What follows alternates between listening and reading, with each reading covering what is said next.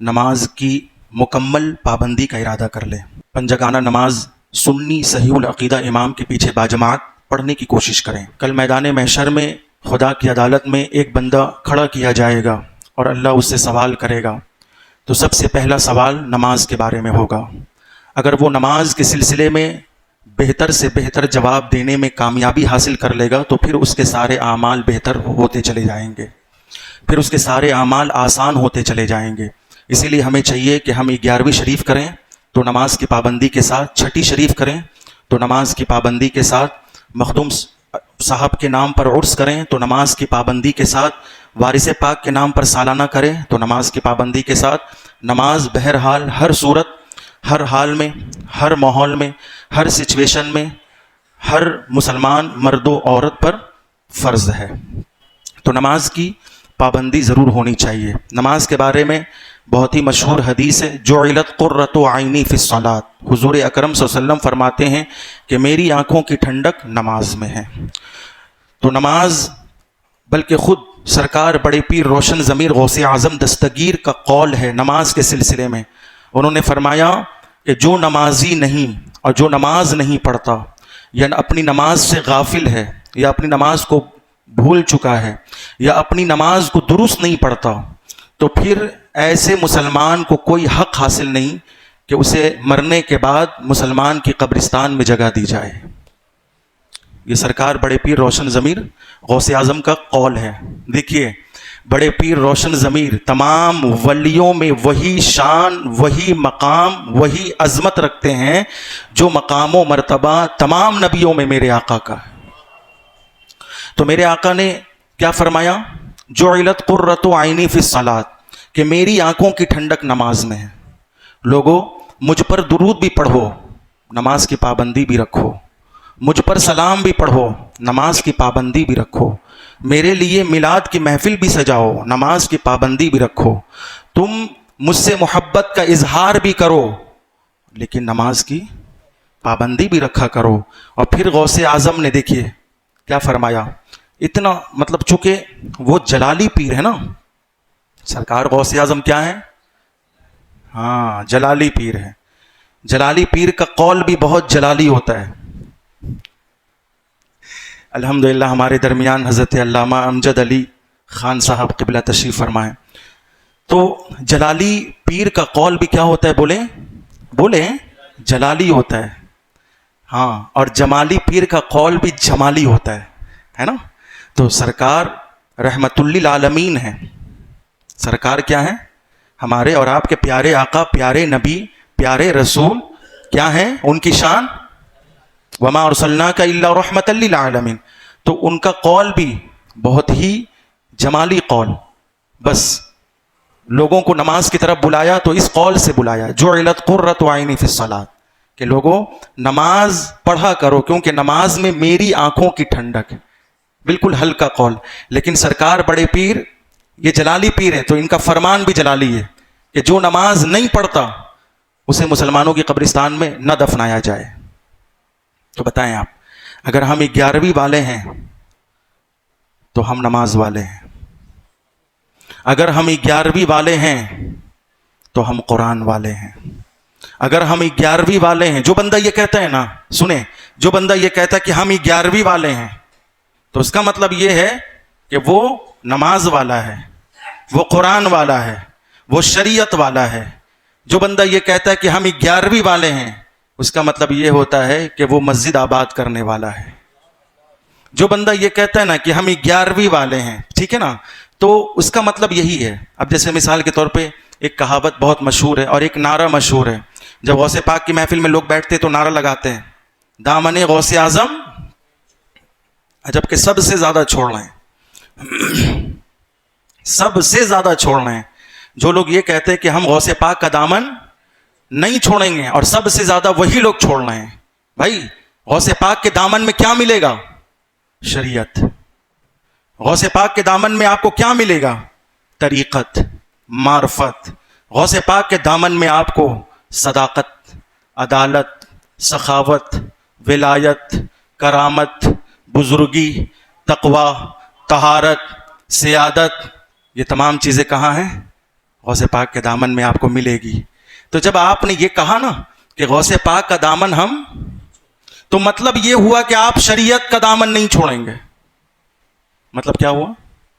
بولے بھائی آپ شریعت کا دامن نہیں چھوڑیں گے. جب آپ نے کہا کہ ہم غوث پاک کا دامن نہیں چھوڑیں گے تو مطلب یہ ہوا کہ آپ نماز کا دامن، قرآن کا دامن، اہل بیت کا دامن، حسین ابن علی کا دامن، حسن مجتبیٰ کا دامن، امام باقر کا دامن، امام جعفر کا دامن، امام موسیٰ کاظم کا دامن، امام علی رضا کا دامن، امام علی نقی کا دامن، محمد تقی کا دامن، حسن عسکری کا دامن، جنید بغدادی کا دامن، کسی پیر کا دامن، کسی ولی کا دامن نہیں چھوڑیں گے. غوث پاک کا دامن اتنا سستا نہیں ہے کہ جو بندہ بولا تو وہ پورا بھی کر دیا. بہت مہنگا ہے. اسی مہنگے دامن اور مہنگے کپڑے کو چرانے کے لیے تو چور گیا تھا. بولیے مہنگا تھا تبھی تو گیا، سستا ہوتا تو کبھی نہیں جاتا. مشہور ہے نا. تو غوث پاک کے دامن سے جڑنے والوں نماز کی پابندی کرو. بس یہی ایک پیغام ہے نماز کی. ہاں نماز کسی بھی حال میں معاف نہیں ہے. آپ تو ہٹے کٹے ہیں. جو لوگ سجدے کے لائق نہیں ہیں ان سے پوچھئے نماز کی تڑپ کیا ہوتی ہے. جو لوگ کھڑے ہونے کے لائق نہیں ہیں، کرسی پہ بیٹھ کر نماز پڑھتے ہیں، ان سے پوچھئے کہ قیام کی عظمت کیا ہے.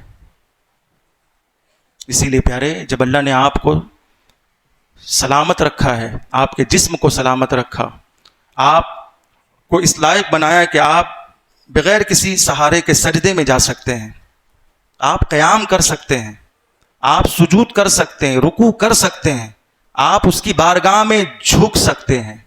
اور صرف جھک ہی نہیں سکتے بلکہ جھک کر فریاد بھی پیش کر سکتے ہیں، رو بھی سکتے ہیں، گڑ گڑا بھی سکتے ہیں. سجدے میں جا کر اس کی شان رحیمی اور اس کی شان کریمی کا واسطہ دے کر آپ مانگ بھی سکتے ہیں. آپ کو اللہ نے سلامت رکھا ہے. تو اس سلامتی کے زمانے میں آپ آئیے، بے شک آئیے، آپ نماز پڑھیے. آپ نماز پڑھیے، نماز کی پابندی رکھیے. اور نماز بھی پڑھیے تو پہلے نماز کے مسائل سیکھیے. مسائل نماز سیکھے بغیر آپ نماز نہیں پڑھ سکتے.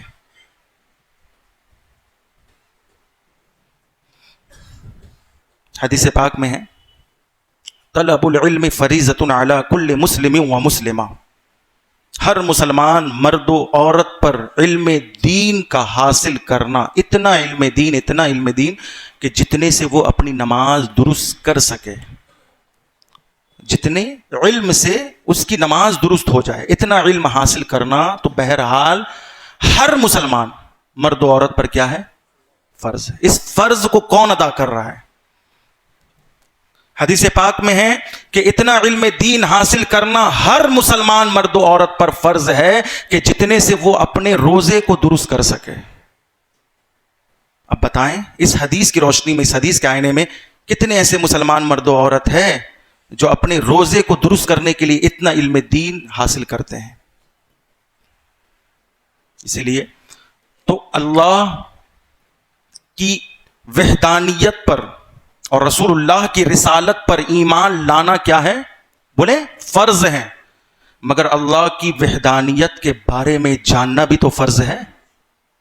رسول اللہ کی رسالت کے بارے میں علم حاصل کرنا بھی تو فرض ہے. بولیے تو اتنا کون کرتا ہے؟ ہم تو یا تو علم دین سے دور ہیں یا عالم دین سے دور ہیں. بات سمجھ رہے ہیں آپ؟ آج جو حضور صلی اللہ علیہ وسلم کی شان بے نیاز میں گستاخیاں بے باکیاں ہو رہی ہیں، اور یہ گستاخ اور یہ شاتمان رسول، یہ دریدہ دہن، یہ کافر، یہ مشرک، یہ لوگ جو زبان درازی کر رہے ہیں حضور کی شان میں، اس کی واحد وجہ کہیں نہ کہیں ہم مسلمان بھی ہیں. جب اپنوں میں غدار پیدا ہوتے ہیں تو غیروں میں بھی غدار پیدا ہوں گے کہ نہیں ہوں گے؟ بولیے. جب اپنوں میں غدار ہوں گے تو غیروں میں بھی. پہلے تو اپنوں نے کہا تھا کہ حضور ہماری طرح ہے، ہم حضور کی طرح ہیں. پہلے تو اپنوں نے ہی کہا تھا نا، کلمہ پڑھنے والے، نماز پڑھنے والے، دین بظاہر دین پر عمل کرنے والے، دین کی تبلیغ کرنے والوں ہی نے تو کہا تھا کہ اگر نماز کے اندر معاذ اللہ ثم معاذ اللہ حضور کا خیال آ جائے تو نماز ہی فاسد ہو جاتی ہے. پہلے اپنوں نے کہا تھا نا. بولیے، آپ غیروں سے لڑ سکتے ہیں مگر اپنوں میں چھپے غداروں سے؟ تو حضور کے غدار صرف، میں بڑی بات بتا رہا ہوں، حضور کے گستاخ، حضور کے غدار صرف غیروں میں نہیں ہیں، غیروں سے زیادہ اپنوں میں ہیں. ورنہ کتنے ہندوؤں نے حضور کی شان بیان کی ہے، کتنے کافروں نے حضور کی عظمت کا کلمہ پڑھا ہے، کتنے شرک کرنے والوں نے حضور کی عظمت کا ترانہ گایا ہے. کتنے کافر ایسے ہیں کہ آپ جن کے اشعار کو پڑھ لیں تو ایسا لگے گا کہ یہ کافر نہیں بول رہا ہے، مسلمان بول رہا ہے. آپ بتائیں. مگر آج جو یہ دروازہ کھلا ہے نا، یہ گستاخی کا جو دروازہ کھلا ہے، یہ جو جس کے من میں آ رہا ہے، جو چاہ رہا ہے، یہ من چلے لوگ جن کی کوئی اوقات نہیں، جن کی کوئی حیثیت نہیں، وہ لوگ بھی حضور کی شان میں بے باکیاں کرنے کے لیے آگے آ گئے، گستاخیاں کر رہے ہیں. بھائی مود پینے والا کیا شان رکھتا ہے؟ یہ اس کی کیا اوقات ہے؟ بولیے. مگر بات وہی ہے کہ جس نے بھی حضور کی شان میں گستاخی کی ہے اس نے اپنا ایڈریس دیا ہے، اس نے اپنا پتہ دے دیا ہے کہ لوگوں دیکھ لو، اب تک تو میں چھپا ہوا تھا، مجھے لوگ نہیں جانتے تھے کہ میرا باپ ایک ہے یا نہیں ہے، میری ماں نیک ہے، میری ماں نیک ہے یا نہیں. لیکن آج گستاخی کرنے کے بعد وہ کھل کر سامنے آ گیا کہ ہاں اس گستاخ نے اپنا ایڈریس اور پتہ یوں دیا کہ یہ حضور کی شان میں بکواس کر کے گویا یہ بتا رہا ہے کہ لوگوں نہ میری ماں نیک ہے اور نہ میرا باپ ایک ہے. یہ کوئی کہانی اور قصہ نہیں ہے بلکہ یہ قرآنی حقیقت ہے. ولید ابن مغیرہ جیسا گستاخ جو حضور کی شان میں اکثر گستاخیاں کرتا تھا، اکثر حضور کو ناراض کرتا تھا، اکثر حضور کی بارگاہ میں جب صحابہ کی جماعت ہوتی تو ایسے موقع پر بھی آ کر وہ کوئی ایسی بات کر جاتا کہ جس سے حضور کے دل کو تکلیف ہوتی، حضور رنجیدہ ہو جاتے. تو پھر قرآن نے 10 عیب گنوائے ولید ابن مغیرہ کے. کتنے عیب؟ 9 عیب کو تو ولید ابن مغیرہ خود جانتا تھا کہ میرے اندر 9 عیب ہے، میرے اندر 9 عیب ہے. میں مغرور ہوں، میں تکبر کرنے والا ہوں، میں سخت مزاج ہوں، میں جو ہے حرام کاری میں 1 نمبر پہ ہوں. اسے پتا تھا کہ میں بہت ہی سود کا کاروبار چلاتا ہوں، حرام کا کاروبار چلاتا ہوں. اسے سارے عیب معلوم تھے لیکن ایک عیب اسے معلوم نہ تھا. وہ بہت کنفیوز ہوا کہ بھائی وہ حرامی کیسے ہو سکتا ہے؟ متکبر تو ہے، اسے معلوم ہے، سخت مزاج ہے، اسے معلوم ہے، جھگڑالو ہے. بولیے، ارے بولیے بھائی، جھگڑالو ہے، اسے معلوم ہے، حرام کھانے والا ہے، اسے معلوم ہے، دھوکہ دینے والا ہے، اسے معلوم ہے، غصیلا ہے، سخت مزاج ہے، اسے معلوم ہے، سخت دل ہے، اسے تو معلوم ہے، یتیموں کا مال ناحق کھانے والا ہے، اسے تو بولیے معلوم ہے، ماں باپ کو ستانے والا ہے، اسے تو معلوم ہے. لیکن اسے یہ نہیں معلوم تھا کہ اس کا باپ ایک نہیں ہے، اسے یہ نہیں معلوم تھا. اور حضور کی صداقت پر اسے بھی ایمان تھا کہ حضور کچھ بھی ہوں لیکن سچ بولتے ہیں. جادو ہو، جادوگر ہو، شاعر ہو، کچھ بھی ہو، مجنون ہو، پاگل ہو، لیکن سچ بولتے ہیں. اسے یہ معلوم تھا اس کے عقیدے کے مطابق کہ محمد کچھ بھی ہو، جادوگر ہو، شاعر ہو، کچھ بھی ہو، مگر وہ سچ بولتے ہیں، وہ حق بولتے ہیں. اور اچھا اسے یہ بھی معلوم تھا کہ محمد غیب کی خبر بتاتے ہیں. ارے بھائی، جو غیب کی خبر بتائے اسے ہی تو نبی کہتے ہیں. نبی کا معنی ہی ہے غیب کی خبر بتانے والا. نبی کا بولیے، نبی کا معنی کیا ہے؟ ہاں، غیب کی خبر بتانے والا، وہی تو نبی ہے. اسے معلوم ہے کہ وہ سچا ہے محمد. اب آیا اپنی والدہ سے پوچھا اپنی ماں سے پوچھا بتا میں کس کی اولاد ہوں؟ تو ماں نے کہا وہ جس کی اولاد تھا. تو یہ دیکھیں قرآن میں ہے کہ جس نے بھی حضور کی شان میں گستاخی کی اس کا شجرہ دیکھ لو، اس کا شجرہ چیک کر لو. بات سمجھ رہے ہیں آپ؟ تو یہ گستاخی جو ہو رہی ہے اس میں کہیں نہ کہیں مسلمان بھی، کچھ مسلمان شامل ہیں. اللہ کے واسطے آج لے ان کی پناہ، آج مدد مانگ ان سے، کل نہ مانیں گے قیامت میں اگر مان گیا.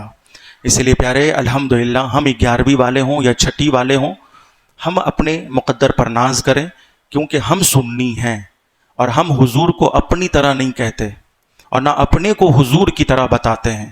اور ہم یہ بھی نہیں کہتے کہ حضور کا اگر خیال نماز میں آ جائے تو نماز فاسد ہو جاتی ہے، بلکہ ہمارا نظریہ تو یہ ہے کہ اگر حضور کا خیال نماز میں آ جائے تو نماز فاسد ہونے والی بھی ہو تو قبول ہو جاتی ہے. ہمارا یہ خیال ہے. اس لیے آئیے ہم سب مل کر اس پرفتن دور میں ہم اسلامی احکامات پر عمل کریں. اسلام نے جن باتوں کا حکم دیا ہے ان باتوں پر سختی سے عمل پیرا ہو جائیں. نام کے مسلمان نہ رہیں، کام کے مسلمان بنیں. ہم نماز کی پابندی کریں، ہم اہل سنت والجماعت کے عقیدے کو فالو کریں، ایمان پر جمے رہیں. لاکھ حالات جیسے بھی بنیں ہمیں حالات سے کوئی مطلب نہیں، ہمیں ایمان پر جمے رہنا ہے. ہمیں کلمہ طیبہ کا ورد رکھنا ہے. ہر وقت ہمیں زبان پر یہی کلمہ لانا ہے، لا الہ الا اللہ محمد الرسول اللہ صلی اللہ علیہ وآلہ وسلم. ہمیں استغفار کی کثرت کرنی ہے. ہر وقت ہم پڑھتے رہیں خالی وقت میں استغفر اللہ استغفر اللہ استغفر اللہ استغفر اللہ. اور ہمیں زیادہ سے زیادہ پیارے آقا پر درود شریف کا نذرانہ پیش کرنا ہے. ہم شارٹ درود اس طرح سے پڑھیں، صلی اللہ علیہ وآلہ وسلم صلی اللہ علیہ وآلہ وسلم صلی اللہ علیہ وآلہ وسلم. تو اس گستاخی کے زمانے میں، اس فتنے کے زمانے میں ہم اگر گستاخوں سے مقابلہ کر سکتے ہیں تو صرف اس انداز میں کر سکتے ہیں کیونکہ ہم مجبور ہیں. ہم جس دیش میں رہتے ہیں، جس بھارت میں رہتے ہیں، جس ملک میں رہتے ہیں، ہمیں اس ملک کے قانون کو بھی فالو کرنا ہے، اس ملک کے قانون کا بھی بھرپور لحاظ رکھنا ہے. ہم کچھ نہیں کر سکتے، ہم بہت مجبور ہیں، ہم لاچار ہیں. تو ہم حضور کے لیے اتنا کر سکتے ہیں کہ ہم ان پر زیادہ سے زیادہ درود پڑھیں گے، ہم زیادہ سے زیادہ سلام پڑھیں گے، ہم زیادہ سے زیادہ حضور کا تذکرہ کریں گے، ذکر محمد کریں گے، ذکر مصطفیٰ کریں گے. اور اعلیٰ حضرت فرماتے ہیں کہ ذکر خدا کرے اور ذکر مصطفیٰ نہ کرے، ذکر خدا کرے اور ذکر مصطفیٰ نہ کرے، ہمارے منہ میں ہو ایسی زبان خدا نہ کرے. اسی لیے آئیے بھائی، آپ اب تک جو لوگ ذکر مصطفیٰ سے غافل تھے اور یہ سوچ رہے تھے کہ ذکر خدا ہی جو ہے یہ سب کچھ ہے، لیکن ایسا نہیں پیارے. جو ذکر خدا کرتا ہے قسم خدا کی اس سے مصطفیٰ خوش ہوتے ہیں، اور جو ذکر مصطفیٰ کرتا ہے اس سے خدا راضی ہوتا ہے. تو ہمیں ذکر مصطفیٰ بھی کرنا اور ذکر خدا بھی کرنا ہے. اور اس کا شارٹ جملہ اور کلمہ یہی ہے، لا الہ الا اللہ محمد الرسول اللہ. تو ذکر خدا بھی ہو گیا اور مصطفیٰ بھی ہو گیا. تو ایسے موقع پہ جب گستاخیاں زیادہ ہونے لگے تو ہمیں ذکر کو بڑھا دینا چاہیے. ہم زیادہ سے زیادہ میلاد کی محفل سجائیں، ہم زیادہ سے زیادہ درود شریف کی محفل سجائیں. ایک بیٹھک میں کم سے کم 1.25 لاکھ کلمہ پڑھتے ہیں نا، 1.25 لاکھ دعا یونس پڑھتے ہیں نا، لا الہ الا انت سبحانک انی کنت من الظالمین.